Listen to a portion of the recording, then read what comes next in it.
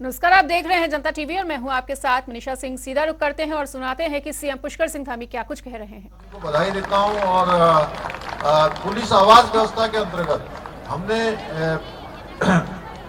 जो धनराशि है पिछले वर्षों की तुलना में इस वर्ष बढ़ाई है।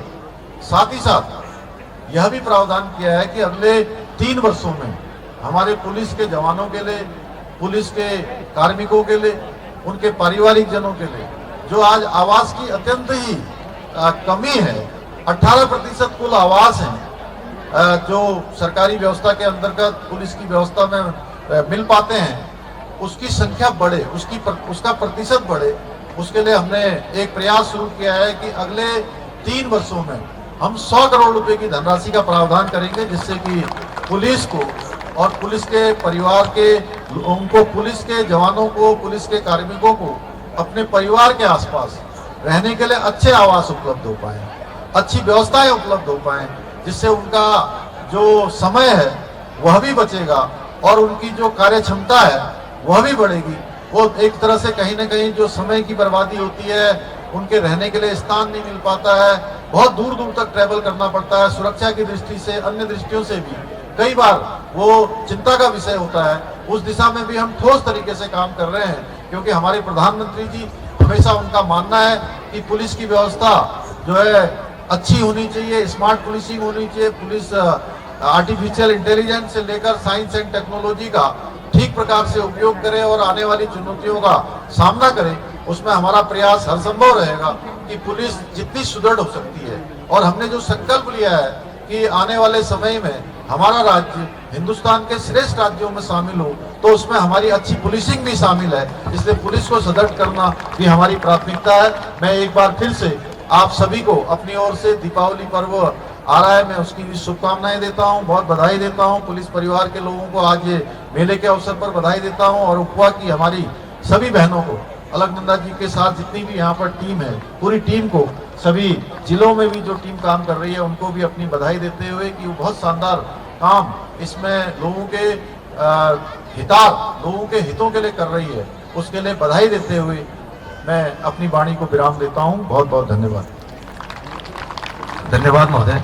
मैं अंततः रिक्वेस्ट करना चाहूंगा अध्यक्षा उपवा महोदय से कि आज के मुख्य अतिथि महोदय को स्मृति चिन्ह प्रदान करने का कष्ट करें। जोरदार तालियों के साथ करताल ध्वनि। तो देहरादून से कार्यक्रम की ये लाइव तस्वीरें। उधर मुख्यमंत्री पुष्कर सिंह धामी ने मेरी माटी मेरा देश अभियान के तहत भी राज्य स्तरीय अमृत कलश यात्रा कार्यक्रम में प्रतिभाग किया और इस दौरान टिहरी सांसद माला राजलक्ष्मी शाह, कैबिनेट मंत्री सतपाल महाराज, विधायक खजान दास सहित भाजपा के कई नेता मौजूद रहे। आपको बता दें कि सीएम धामी ने उत्तराखंड के शहीदों के घरों से आने वाली मिट्टी के कलश पर श्रद्धांजलि भी अर्पित की। साथ ही शहीदों के परिवारजनों से भी मुलाकात की और कलश यात्रा को दिल्ली के लिए रवाना किया। मेरी माटी मेरा देश अभियान के तहत राज्य स्तरीय जो हमारी अमृत कलश यात्रा है, उस यात्रा को यहाँ पर आज रवाना होने से पहले लोगों के अंदर एक देशभक्ति का जोश है। यहाँ पर सैनिकों में, हमारे आईटीबीपी के जवानों, हमारे प्रधानमंत्री मोदी जी के नेतृत्व में देश के अंदर जो यात्रा चल रही है, निश्चित रूप से ये उन सभी वीर जवानों को, देश के शहीदों को, देश के बलिदानियों को, ये उनकी स्मृति में, उनके स्मरण में हमारी जो नौजवान पीढ़ी है, देश की आम जनता है, सामान्य जनता तक निश्चित रूप से उनका बलिदान पहुंचेगा, उनकी शहादत पहुंचेगी और उनके द्वारा जो देश के अंदर जो देश को बचाने के लिए, देश की रक्षा के लिए, सुरक्षा के लिए अपने प्राणों का बलिदान दिया है, ये नई पीढ़ी में भी बहुत तेज़ी से उनका स्मरण हमेशा के लिए रहेगा और पीढ़ी दर पीढ़ी आगे बढ़ेगी। ये एक बहुत अच्छा कार्यक्रम है। निश्चित रूप से इससे देशभक्ति जन जन तक पहुंचेगी। जमरानी बांध परियोजना को केंद्र सरकार की मंजूरी मिलने के बाद सीएम पुष्कर सिंह धामी ने प्रेस कॉन्फ्रेंस की और इसी बीच उन्होंने पीएम जल शक्ति मंत्रालय और वन एवं पर्यावरण मंत्रालय का आभार जताया। देहरादून केंद्र सरकार ने जमरानी बांध निर्माण को लेकर मंजूरी दे दी है। निर्माण का काम है वो आसानी से हो जाएगा और परियोजना से जो प्रभावित परिवार हैं उनके विस्थापन हेतु पराग फार्म की जो प्रस्तावित 300 एकड़ भूमि है उसका प्रस्ताव हमने मई के माह में उत्तराखंड की जो हमारी सरकार है उसने कैबिनेट में इसको पारित कर दिया है और इस प्रस्तावित भूमि को शीघ्र ही सिंचाई विभाग को हस्तांतरित किए जाने की भी जो कार्रवाई है गतिमान है।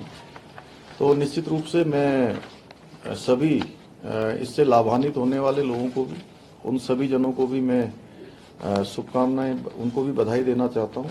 एक बार फिर से प्रधानमंत्री जी का धन्यवाद कि वो जब भी उत्तराखंड आते हैं तो निश्चित रूप से, वैसे तो उनका आना हमेशा से हम लोगों के लिए एक बहुत ही उत्सव जैसा होता है, एक त्योहार जैसा होता है और दूरस्थ से दूरस्थ क्षेत्रों का वो भ्रमण करते हैं। इस बार की उनकी योजना के तत्काल बाद हमको इस बड़ी योजना की सौगात मिली है। सीएम पुष्कर सिंह धामी की 4 महत्वाकांक्षी पेयजल योजनाओं का निर्माण कार्य सितारगंज, किच्छा, रुद्रपुर और काशीपुर में जल्द ही शुरू किया जाएगा और इन परियोजनाओं को लेकर पूरी तैयारियां कर ली गई हैं। इसी कड़ी में जिलाधिकारी उदयराज सिंह ने जिला कार्यालय सभागार में योजनाओं को लेकर विस्तार से जानकारी ली और जिलाधिकारी ने बताया कि ये योजनाएं मुख्यमंत्री की शीर्ष प्राथमिकता में शामिल हैं। वहीं इन योजनाओं के निर्माण से जनपद के चारों शहरों में प्रतिदिन 24 घंटे पर्याप्त पेयजल आपूर्ति को सुनिश्चित किया जाएगा। इसी के साथ ही उन्होंने अधिकारियों को इन प्रोजेक्ट में किसी भी तरह की कमी न रहने के निर्देश दिए हैं।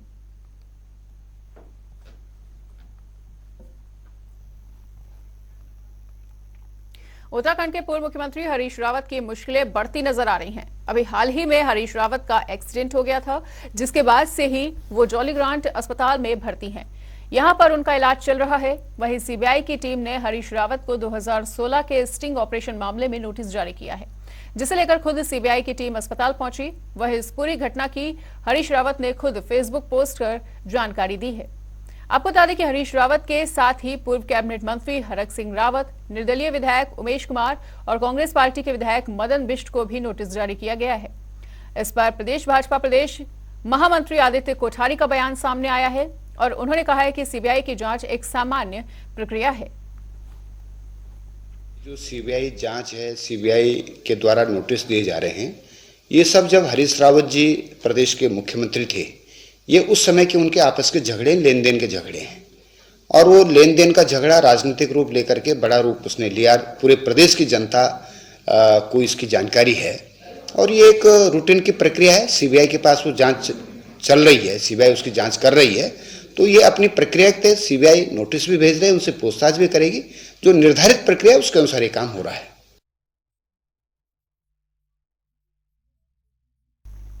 राजस्थान में विधानसभा चुनाव को लेकर तैयारियां जारी हैं और इस पर उत्तराखंड में भी सरगर्मियां देखने को मिल रही हैं। बीजेपी की तरफ से प्रदेश महिला मोर्चा के पदाधिकारी और कार्यकर्ता राजस्थान जा रहे हैं। इस पर भाजपा महिला मोर्चा की प्रदेश अध्यक्ष आशा नौटियाल का कहना है कि भाजपा महिला मोर्चा के पदाधिकारी राजस्थान जाकर चुनाव तक प्रचार प्रसार करेंगे। अभी हमारे कुछ महिलाएं वहाँ पे काम कर रही हैं। अभी कुछ जाने वाली है, कुछ 2-3 दिन में ही, कुछ हमारी 2-3 तारीख को जाएंगी और इस तरह से दीपावली तक भी और पूरे चुनाव तक वहीं रहेंगी।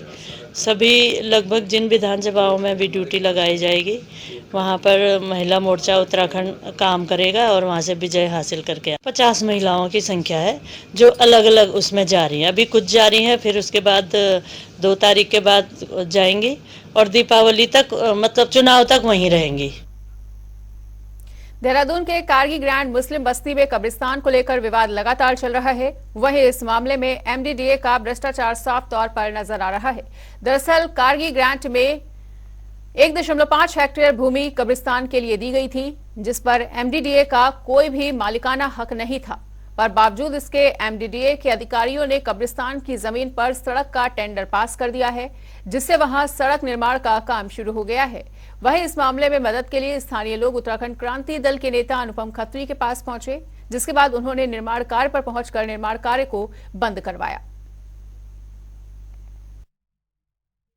देखिए, मैं जो आया हूँ देख सामाजिक रूप से ही आया हूँ और हमेशा हर जगह सामाजिक रूप से जाता हूँ। समाज की जमीन है, समाज को दी गई है, न्यायालय के शासनादेश हैं, इसमें न्यायालय का आदेश है, शासन आदेश है और एमडीडीए उनको त्रुटिपूर्ण बता के 15-16 बार ये कहता है कि मानवीय त्रुटि से ही आदेश चढ़ गया।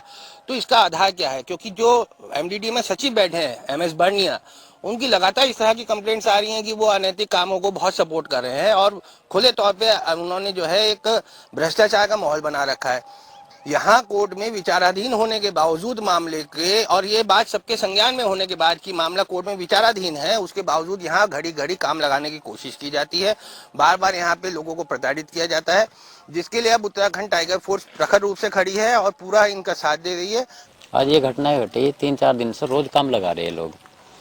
हम कोर्ट में अखबार लेकर फोटो लगा रहे, कल भी कोर्ट में रखी गई बात, आज भी रखी गई। एमडीडीए का वकील नहीं पहला आ रहा था, अब आ गया।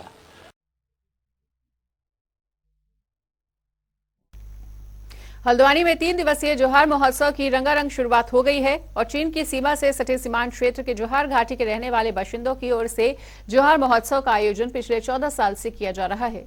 आपको बताना चाहेंगे कि सीमांत क्षेत्र के सरकारी और गैर सरकारी सेवाओं में बड़े बड़े पदों पर आसीन जोहार घाटी के बाशिंदे इस 2 दिवसीय जोहार महोत्सव में दूर दूर से शिरकत करने आते हैं। वहीं स्थानीय लोगों के मुताबिक संस्कृति को आगे बढ़ाने और संजोए रखने के लिहाज से ये काफी अच्छी पहल है। अभी हम लोग ये 14वें साल में इस बार जा रहे हैं और इस वर्ष जो हमारा स्टॉल का आपने देखा होगा, पहले 25 से 30 स्टॉल यहाँ पे लगते थे, लेकिन इस बार हमारे स्टॉल की संख्या 60 से ऊपर पहुँच चुकी है, जिसमें हमारे जोहार के उत्पाद, खान पान और वस्त्र, आभूषण वगैरह आप लोगों को सभी कुछ मिलेगा। और जो सांस्कृतिक कार्यक्रम हमारे जो यहाँ पर स्थानीय हमारी महिलाएं हैं, हमारे बहनें हैं, हमारे भाई लोग हैं, उनका एक खूबसूरत कार्यक्रम यहाँ पे हर वर्ष की तरह, और इस वर्ष हमारे रिकॉर्ड 52 प्रोग्राम हमारे पास आए हैं। महोत्सव है, सबको एकत्रित करने का है। यहाँ पे हमारा कल्चर है ये, तो हम उसको दर्शाते हैं यहाँ पे। तो हमारा खान पान क्या है, पहनावा क्या है, ये देखिए मेरे लुक को, तो सब कुछ यही दर्शाते हैं हम लोग। तो हम लोग थोड़ा मेल मिलाप भी हो जाता है, दूर से आते हैं तो साल में एक बार होता है, अच्छे से होता है, तो हम एंजॉय करते हैं। जोहार मुनस्यारी की लोक संस्कृति, पारंपरिक वेशभूषा, पारंपरिक लोकगीतक संरक्षण एवं संवर्धन लीजिए विगत 13 वर्ष बीत जोहार वेलफेयर सोसाइटी हल्द्वानी द्वारा यो आयोजन कही जान ये महा जोहार। नमस्कार, स्वागत है जनता टीवी में और मैं हूं आपके साथ संजय प्रसाद। जी हाँ, हल्द्वानी में जोहार महोत्सव 2023 का आगाज हो चुका है और मेरे पीछे जो आप ये तस्वीरें देख रहे हैं ये उसी जोहार महोत्सव की हैं, जहां जोहार संस्कृति के जो लोग हैं वो अपनी पारंपरिक वेशभूषा में नृत्य करते हुए, आप देख सकते हैं किस तरीके से महिलाएं अपने पारंपरिक जो पोशाक है उस पारंपरिक पोशाक में नृत्य करती हुई और इस कार्यक्रम की शोभा बढ़ाते हुए आज इस कार्यक्रम की शुरुआत हुई है। 3 दिन तक चलने वाला ये कार्यक्रम तमाम जो जोहार घाटी के जो लोग हैं, जो वहां से रहने वाले लोग हैं या जो वहां से बाहर आए, पलायन करके आए हुए जो लोग हैं, उन लोगों के मिलने का एक संकेत है, उन लोगों के मिलने का एक समय है। और आपको बता दें कि जोहार से जो लोग बाहर निकले हुए हैं वो चाहे वो देश के किसी भी कोने में हो, इस जोहार महोत्सव में अपने परिवार और अपनों से मिलने के लिए जरूर 2 से 3 दिन का समय निकालते हैं। यही जो लोग कुछ लोग आए हुए हैं बाहर से, इनसे बात करेंगे। सर, स्वागत है जनता टीवी। धन्यवाद आप लोगों का। सर, कहाँ से आए हैं? मैं मुंस्यारी से आया हूँ, इससे रहने वाला मैं मुंस्यारी का हूँ, वही नहीं हम हल्द्वानी में रह रहे हैं और मैं माननीय मुख्यमंत्री का नौकरी अधिकारी भी हूँ। मैं माननीय मुख्यमंत्री जोहार महोत्सव की हार्दिक बधाई शुभकामनाएं। सर, जोहार महोत्सव में शामिल होने का क्या तो हमारा मेन मकसद है, जितने भी हम प्रवासी यहाँ पर स्थानीय जगहों पर देश में बसे हैं, तो हमारा उद्देश्य ये होता है कि अपनी संस्कृति को हम लोग बचाएं, उस और जो आने वाली पीढ़ी को हम लोग दिखा दें कि हम अपनी जोहार अपनी संस्कृति को बचाए रखना है और हमें अपने सोसाइटी के बारे में आगे बढ़ाना। बहुत बहुत धन्यवाद। तो आपने देखा किस तरीके से अपनी संस्कृति को बचाए रखने के लिए और उसको प्रोत्साहन के लिए लगातार काम किया जा रहा है। जोहार जो संस्था है, जोहार महोत्सव जो है 2023, मेरे पीछे आप स्टेज देख रहे हैं, अभी कुछ ही देर में इसका आगाज होना है, इस कार्यक्रम का आगाज होना है। और इसमें कलाकारों की अगर बात करें तो स्थानीय कलाकारों से लेकर नेशनल कलाकार तक इसमें शामिल होने वाले हैं। जनता टीवी के लिए मैं संजय प्रसाद, हल्द्वानी से। साल का आखिरी चंद्रग्रहण आज रात 11:30 पर शुरू होकर देर रात 3:56 पर समाप्त हो जाएगा और ये ग्रहण मेष राशि और अश्विनी नक्षत्र में लगने जा रहा है। चंद्रग्रहण का सूतक काल 9 घंटे पहले लग जाता है और ये चंद्रग्रहण भारत में भी दिखने जा रहा है। वहीं इस पर ज्योतिषाचार्य दीपक उनियाल ने बताया कि चंद्रग्रहण में सूतक काल का बहुत ही प्रभाव रहता है और ऐसे में इस दौरान विशेष सावधानी बरतनी चाहिए ताकि कोई भी नकारात्मक प्रभाव ना पड़े। कि इसमें स्नान दान का जप का बड़ा महत्व होता है, क्योंकि मैं अभी बता रहा हूँ कि मत्स्य पुराण में भी इसके बारे में बताया गया है। तो ये आप जो है जब इसका सूतक लगेगा 4 बजे से आज, तो इसमें आपने भोजन नहीं करना है और जो है सोना नहीं है। तो कुछ भोजन जो घी हो गया, तले तेल हो गया, जो इनसे घी तेल से संबंधित जो चीज़ें बनती हैं, तली हुई चीज़ें बनती हैं, इसमें आप जो है कुछ सा तिल रख करके ये दूषित नहीं होती हैं। और जो कटी हुई सब्जी होती हैं, कटे हुए फल होते हैं, ये दूषित हो जाते हैं।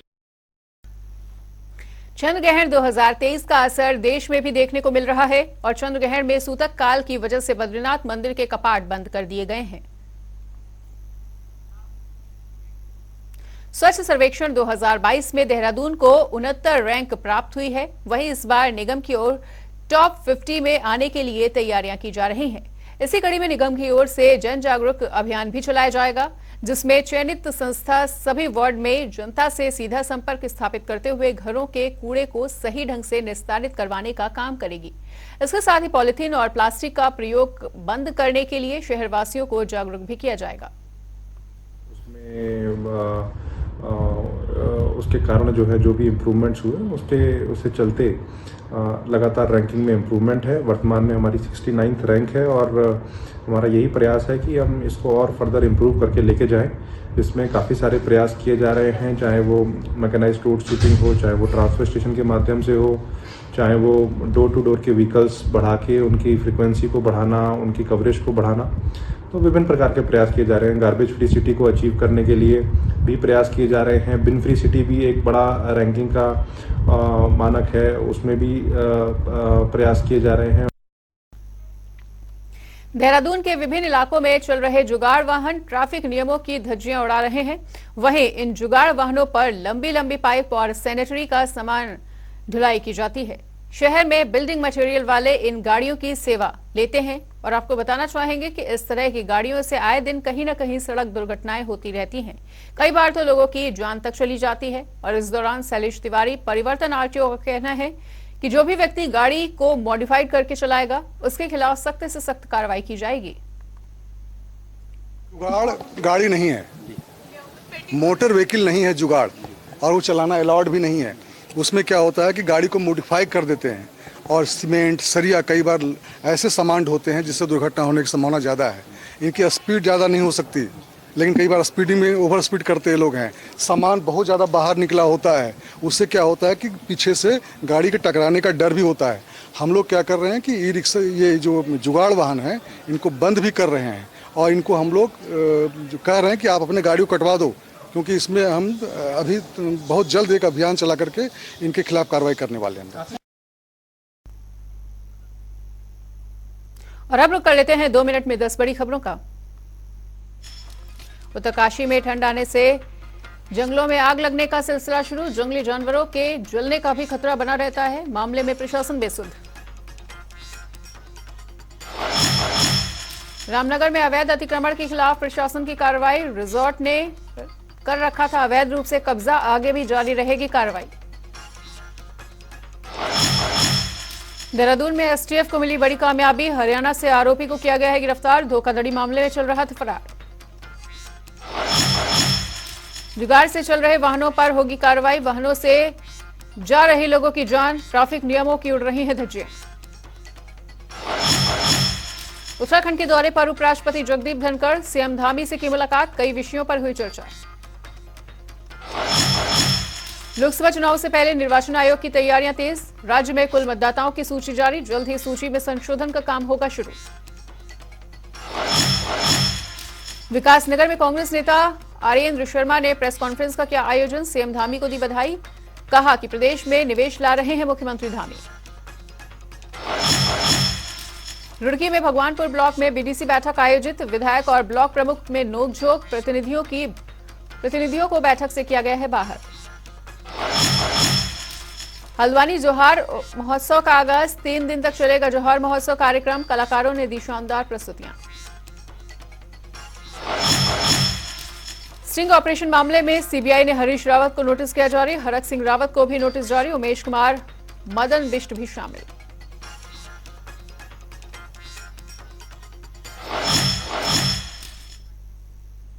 और यहां पर रुकेंगे छोटे ब्रेक के लिए। खबरों का सिलसिला लगातार जारी है, देखते रहिए जनता टीवी।